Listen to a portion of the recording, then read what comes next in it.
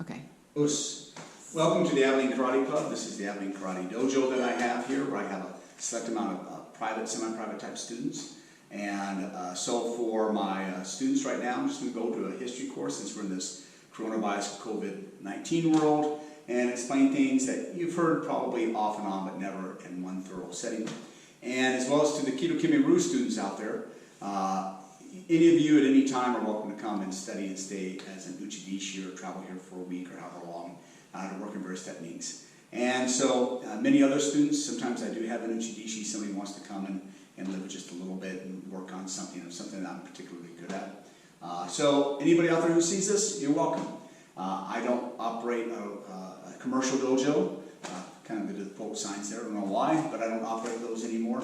I'm not a really good businessman. So I decided to quit being a businessman and just take a handful of students and make it part of my lifestyle. So I'll start here and then we'll end up at the head wall. So this is some memorabilia of mine. That's Dennis Alexio.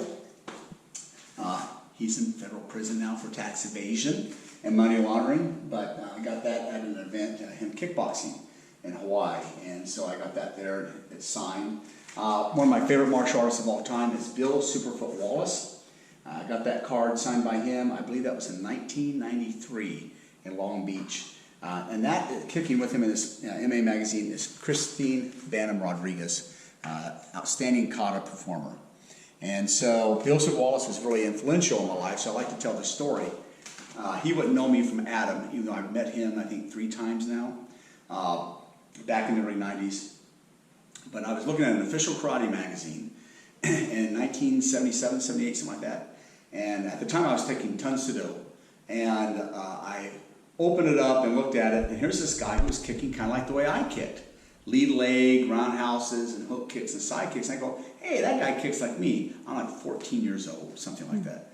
And well, really I was kicking like him. He was already kicking that way, and he set that precedent. So really it was a good way for me to adopt my kicking style, and I found it to be very effective for me. I already had the knee placement and everything. It was just really, really odd. So I was a big fan ever since. And I still think, and every time I watch a Force of One, I watch it for him, hoping that somehow some magical thing will happen and he'll win in the end, even though he's the bad guy. So anyways, that's George St. Pierre, signed to me. I think George St. Pierre is just one of the best fighters of all time, MMA. Of course, he is a Kyokushin black belt, karate black belt, as well as jiu-jitsu, great wrestler. And he's a true martial artist. He's in and out of shape all year round. And so I like to point that out. This is Joko Ninomiya, the founder of the Sabaki Challenge and Ishin Karate. Of course, his background is Kyokushin.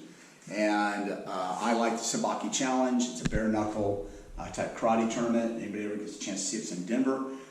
Before MMA was real popular, it was a huge event. And now, because of MMA, it's a much smaller venue. And it kind of saddens me. Mostly in America, most of the full contact tournaments are smaller venues now. But you go to Eastern Europe, some parts of Europe, especially Eastern Europe, and in Japan, there's still very big events, and it's just great to see. I've had many instructors that I've trained under, but I have 2 that have just been super influential in my life. And this is not to negate any of the other ones. Every one of them have been influential in my life, from Les Dunwoody to Jerry Williams to Matt David, even though I only had a few lessons with him, to Trey Bland, a Kyokushin guy, Maria Whittemore, Kyokushin, as well as other people that I've just trained with in seminars. They've all been influential. If you ever get a chance, by the way, Bill Wallace seminar, you got to take it. Gene LaBelle seminar, he's old now, but he terrific seminars. Anyways, but I have 2 instructors I consider just super influential in my life, and one of them is Dan Heck. And Dan Heck was my Goju karate instructor, where I got promoted under him. So that's him there, and that was at an event, a Masters Hall of Fame event we were together at back in 2010, I believe it was, and this is just one of the certificates I've gotten from him. And so, because it's Goju, I have these people in the Goju picture. Goju Miyagi, the founder of Goju Karate, as well as Gojin Yamaguchi, also known as the Cat. So, very influential in my life. I started studying with him at Edwards Air Force Base in 1991, and just still in contact with him today, and just been so influential in my life. Here is Cynthia Rothrock. People probably remember her. She's also in a little picture up there. I don't know Cynthia very well, but I have been able to at least have dinner with her and and she awarded me back in October my Legends of the Martial Arts Hall of Fame award. Movies, and of course, a foreign performer, and just an all-around nice. If you ever get to know Cynthia, she's just an all-around nice person, and talks to everybody. Super nice person. Al DeCostas. That was my first black belt magazine. That's why I have it. My first black belt magazine that I got, and I believe it was 1975, and I've kept it ever since and framed it. I never let it go, and it's just outstanding. And a neighbor guy at the apartment bought that for me. He knew I liked karate. Hadn't started studying until 1977, but he knew I liked it, and I was interested in it, and bought that for me as a gift.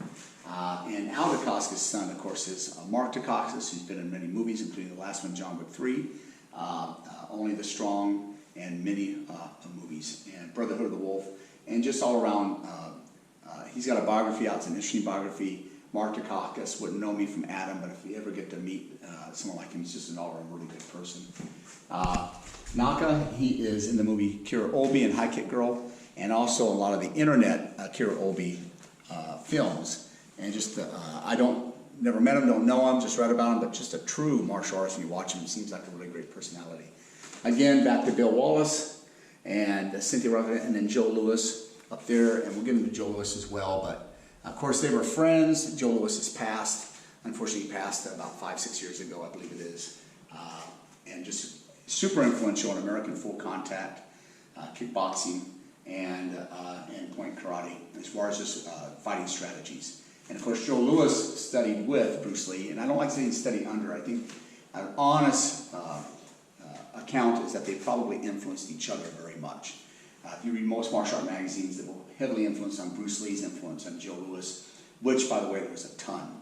Bruce Lee was way ahead of his time as far as in theory of martial arts, but it was reciprocal more than people realize. And of course, I got this one of Bruce Lee because that's what really got me hooked. About a year before I saw the movie Return of the Dragon, aka Way of the Dragon, which that magazine is got the cover on and promoting, I wanted to be a bodybuilder. I saw an Arnold Schwarzenegger on ABC Wild World of Sports. I thought, that's strong, that can make me Batman. And Charles Duriel, who was a very important person in my life, took me to go see Return of the Dragon at Fairchild Air Force Base. He was in the Air Force at the time. And went and saw that, and I was hooked. From there, I went from wanting to be a bodybuilder, and when I got older, I'm like, I don't know, 9 years old, 8, 9 years old, to wanting to be in the martial arts. And that was my goal. I was focused at the time. I will be in the martial arts at some time and study.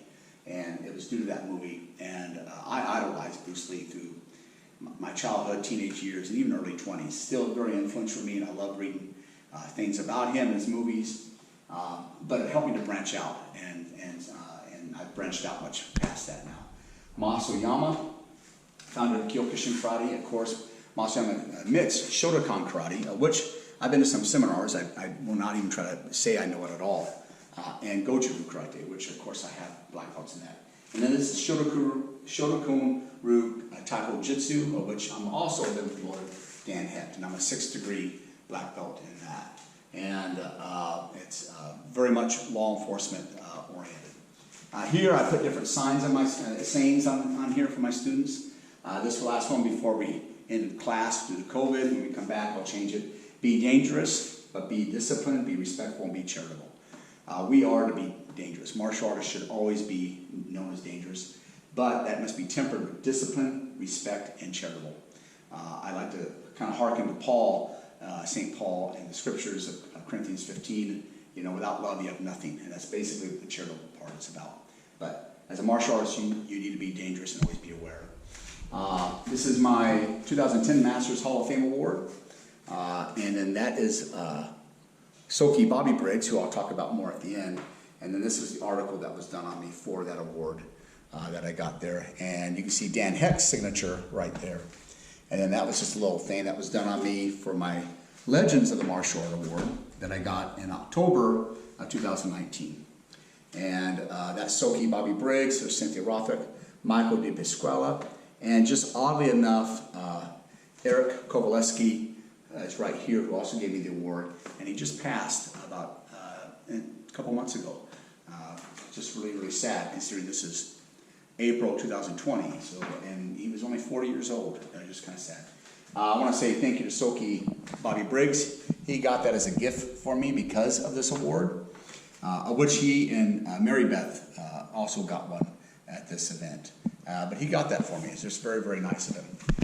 If you don't know anything about martial arts, this is Bob. Bob is a great tool.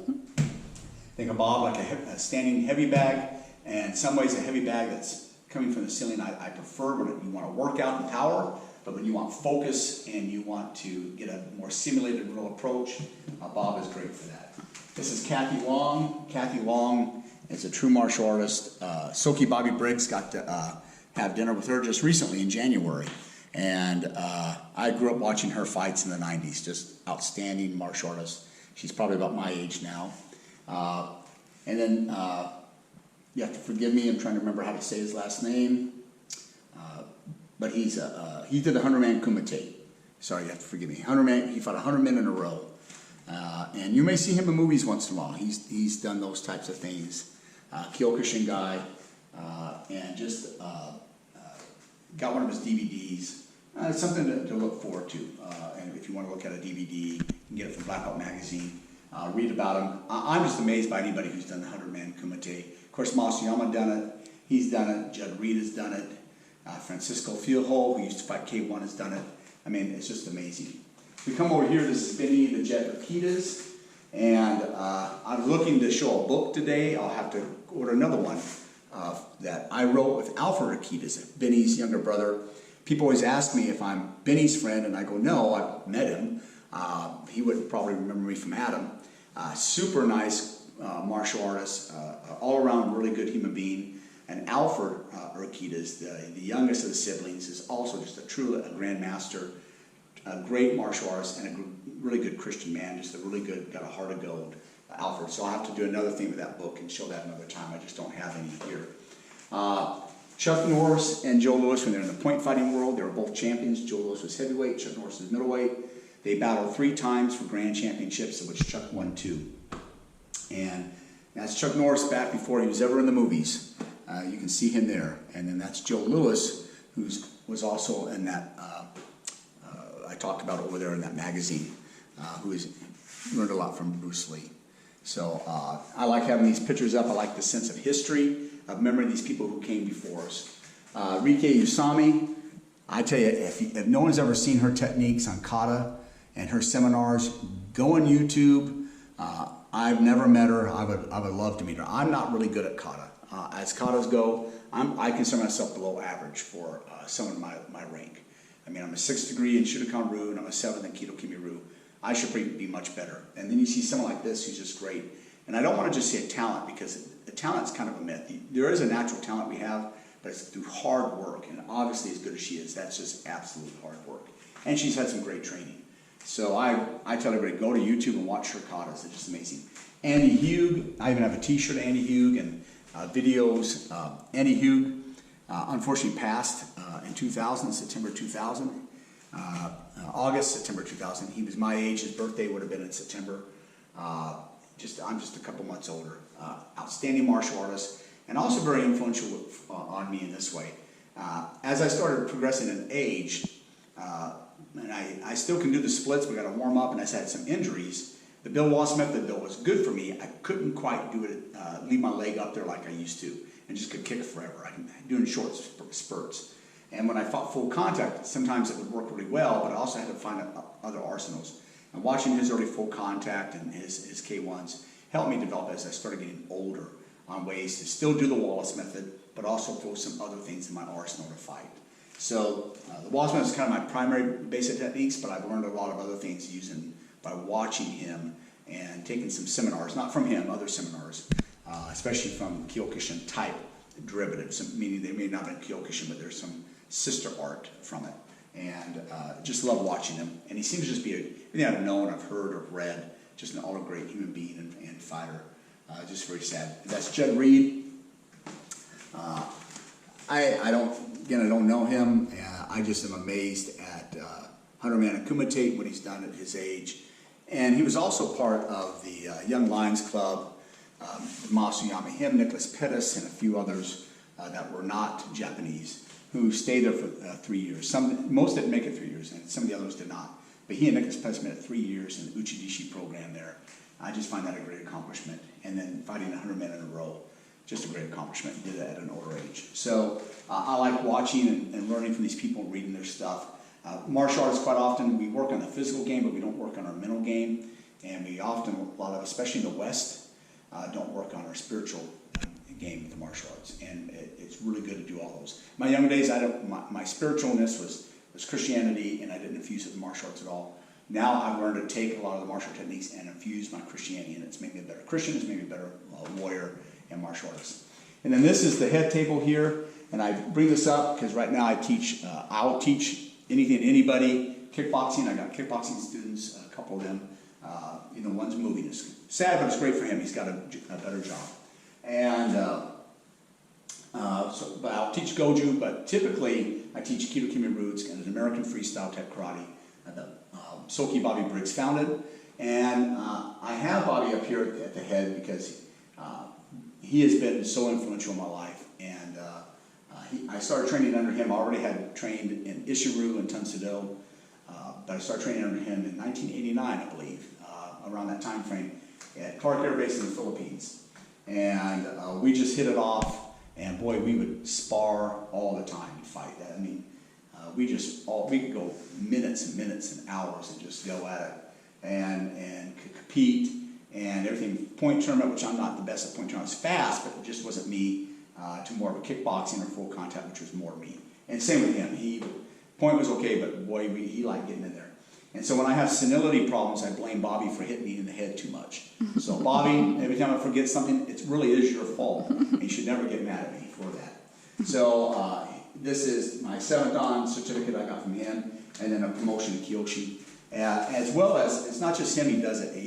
Hansi James White, who's the one who promoted Soki Bobby Briggs to Judon, red belt. Hansi White has also signed these. So it's very, very important that they're on here. And my son has even signed, I think it's the Kyoshi one. My son is a first degree black belt in Goju and Kidokimi-ryu. And so it's really neat. And then I have these sayings, the 20 principles of karate, and the 2 kanji writing.